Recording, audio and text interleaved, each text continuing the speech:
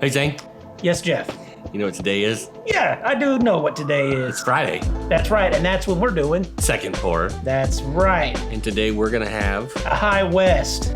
Cask Strength. That's right. 59 point what? 9. 9. So it's almost 120 proof. And we're going to have that win? Right after this.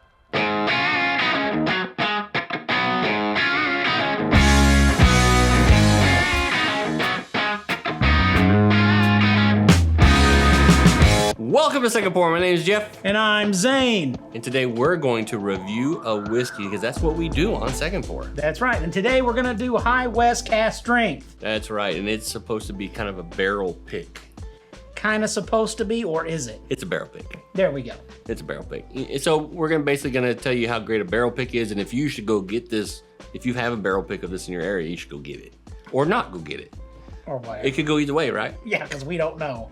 So this is High West Cask Strength, blend of straight whiskeys. It is a No Water Road special selection.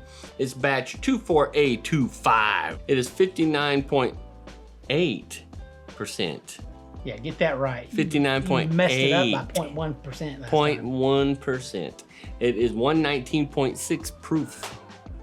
It is mash bill of, we think, 75% corn, 21% rye, 4% malted barley from MGP, and then 84% corn, 8% rye, and 8% malted barley from High West. And then other whiskey components are undisclosed due to contractual reasons.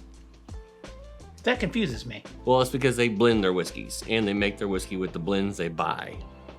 Gotcha. It's aged non-disclosed. It is released in 2025. It's produced by High West Distillery, distilled by MGP, High West, and maybe other distilleries that they purchased whiskey from. It retails for $56.99. Ish. All right, so what do we do on this show again?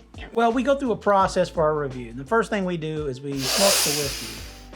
That's where we put our olfactory, Nose into the glass almost. Smell it, and then after we do that, we like to discuss what we're getting from the experts. And then we go and see what the experts have to say. Yeah, that's right.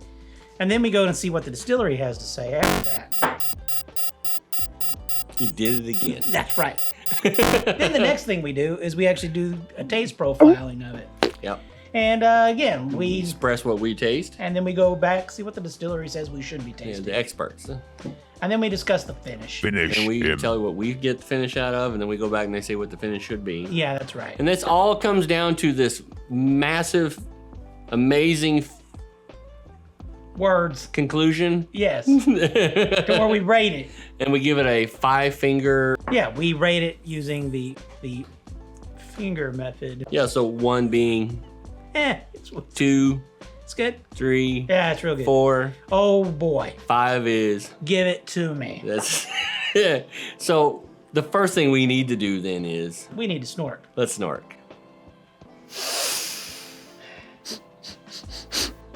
I mean, if you bury in there, you'll start getting some of the. I mean, for almost 120 proof, we made a point of this on Whiskey Pop. We were like, holy shit, you can stick your nose in this thing. Yeah. I mean, it's right there. I mean, you do get it. The first thing I get is bubble gum. Like plain old pink bubble gum. Pink bubble gum mixed with vanilla, oak, caramel, and mascarpone. Do not say mascarpone. It is spicy. You can smell the cloviness of the rye. Yeah. You can kind of tell that the rye, at some point, whatever the blends are that they've used, the rye is pretty above 20%. Yeah. All right. Well, what do they say we should be smelling? You want to see what they say? Yeah, let's see it. Let's see what they say. They say caramel, dark chocolate, and spices. It always helps when you say something like, hey, you're supposed to get dark chocolate. And then you're like, oh, yeah, there it is. Yeah, I mean, I guess I'm not really picking up a ton of dark chocolate, though. No. What's the difference between smelling dark chocolate and smelling just regular chocolate? Well, dark chocolate is typically your more... Darker? No. Bolder? It's your more herbal smell. Oh, so it's herbal chocolate. Yeah. That's better than amber. That's true. Better than amber. Better than amber. So I think we should taste it. Oh, you want to taste it? Yeah. You want to dive in on this thing? Yeah, yeah. Okay, I'll go with you. Let's do this. Are we sure No, we're not. it's 120 almost? This may be like the smoothest 120. Yeah, I agree. That is really smooth. I mean, I'm getting a creamy flavoring. I would say it is creamy. I'm not gonna say. Hold on. I gotta try it again. I'm sorry. So sorry. I am getting some of that chocolate coming through now. So that dark chocolate that they were talking about on the front of the nose, I'm getting some of that on the taste. Yeah. It's kind of this bitter chocolate, like you would, broke off like the baking chocolate kind of deal. I don't know. I'm kind of skipping the bitter side of it myself right now. Well, maybe it's just because it's dry. Could be. There's a little bit of a dry finish. I'm getting into the finish already, huh? There's a little bit of a dryness to it. Yeah, but there's definitely, I would call it a confectionery spin to this. So what is the confection that you think you're getting out of it? When you say confection, are you talking like... There's kind of like the aftermath in the mouth of like a toffee. A taffy. A toffee? Not toffee. A toffee. But a taffy. A taffy. But I do think there's like a hint of a fruit element too with it, but not much. Like citrusy fruit or like no apple / more? I'd probably say melony. More like an apple or an apricot maybe, but something more mellow. I'm getting chocolate covered popcorn. That's really crazy. I don't know about the There's chocolate covered popcorn. That is what I'm tasting. I had to think about well, it. It has it's kind of like corn there's in a lot it. there's buttered popcorn with chocolate dipped in chocolate. That's what I'm tasting. It definitely has a butteriness to it. That's that creaminess. I think a spicy. So like the clovey spice from the rye is really kind of strong in the beginning of it, but then it dies down really quick. It gives Really way quick. to those flavors of that dark chocolate to me. The buttery popcorn. Yeah. Maybe not the extent of how buttery popcorn is. Yeah. It's muted. Yeah, but there's Muted. Yeah. Now here's what I'll say. I'm not hating this. Like if you took a slice of apple pie and you put a bunch of butter on top of it, Yes. Now you're getting where I'm headed with that. that would probably be pretty good. Do we want to see what they say we should be getting? Yeah, we can take a look at that. I have a feeling it's going to be this really long complexity of things. It's going to say caramel, it's a barrel. vanilla. No, it's a barrel pick, so they're going to throw a whole lot more Okay, in let's there. see what they say. Candied lemon, Okay, well, I didn't get the citrus. apple fritters, Okay. caramel corn, almond nougat, black strap molasses, and weathered hickory wood. Weathered hickory wood. Well, when I go around tasting my hickory, Make sure it's weathered before you taste it. I get the weathered one. Yeah. You get the weathered kind. I always do. I always kind of go around to old dilapidated barns and start licking the sides of them. Nope, not weathered enough yet. I'm trying to think of the last time I couldn't wait to get myself to lick some black strap molasses. Well, they make some really good cookies that are molasses cookies, but Black strap molasses? I mean, it's lots of times it is blackstrap molasses that they use for that. So. Almond nougats. Now the nougat, I think, goes to that confectionery kind of a thing. So you're thinking that the divinity stuff type wrapped around the almonds what you're tasting. Mm-hmm. I can kind of see that. Nowhere in that did they say chocolate. No, they did not say chocolate. So then there's something wrong with me tonight. Yeah, probably so. You But should I probably do drink still- a whole lot more of this. I probably should drink a little bit more. Well, I think we should go by the finish. I think the finish is fast. It's pretty quick. It's spicy, but it's fast. But I don't think it's just necessarily like gone, because you can still kind of smack it out a little bit. You're really not getting popcorn out of that.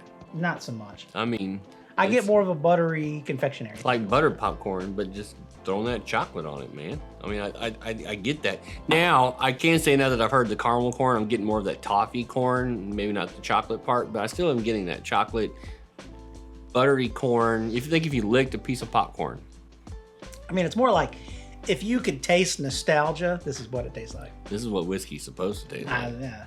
This is what bourbon is supposed to taste like. So the finish is quick, Finish is quick. but it has stages to the finish. Like right now, after that last sip, it still lingered on the tongue a little bit toward the front, but it is disappearing. But You know what we should do? drink more.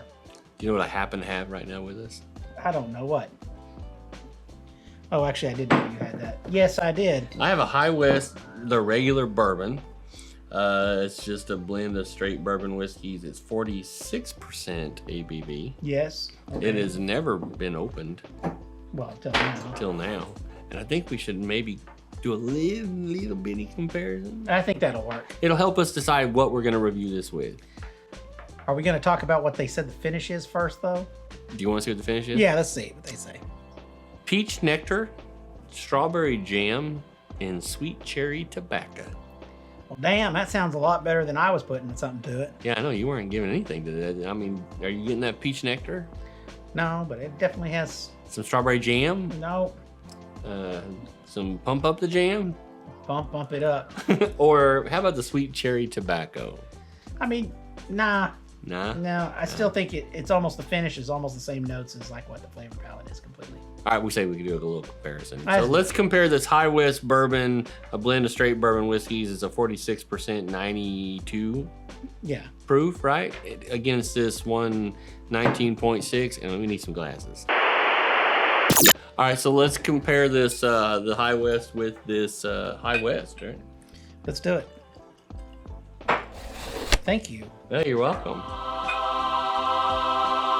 Now we've never, I don't think we've ever reviewed High West, just a regular bourbon. I think we've reviewed their rye. Which is probably one of my favorite ryes of all time. We've talked about that recently, right? Yes, yeah. Oh, now. Significant difference. I'm getting like a sweet caramel right off the nose on that. I get corn. And corn? Yeah. Well, do remember High West said that their corn, theirs is 84% corn. Yeah. So it is like a corn whiskey. All right, I'm going to taste this. The regular bourbon? Yeah, I want to just taste it. All right, let's taste it.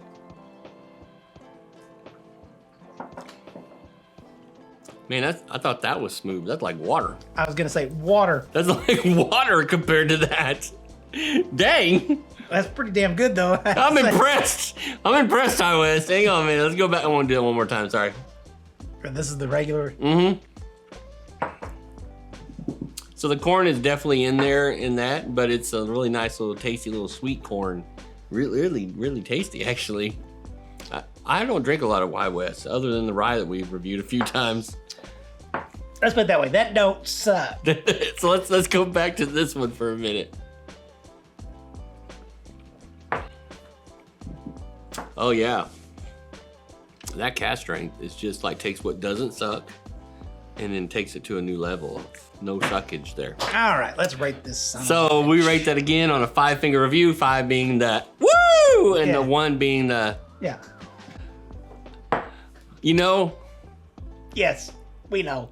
You know, I've said all season that I don't want to put, it's a 5. It's 5. Straight up 5. 5. I've been trying to hold myself back on this because I'm like, I don't want everybody to know I'm going to make this a 5 when I first tried it. Yeah, this is a 5. It's a 5-finger whiskey. This is a beautiful barrel pick. Damn. That's some good stuff. Yeah, and I can't complain about the... Do you know that this High West bourbon, right? It is the regular bourbon. Yeah. It's only $30.99. Oh, it's so good. On a budget bourbon. This is what I would consider a budget bourbon these days. Man, that's excellent. That's. We may have to do a second pour with that. Since we've already tried it, we could legitimately just second pour it. Yeah, we could do that. Because we've tried it. Feel better?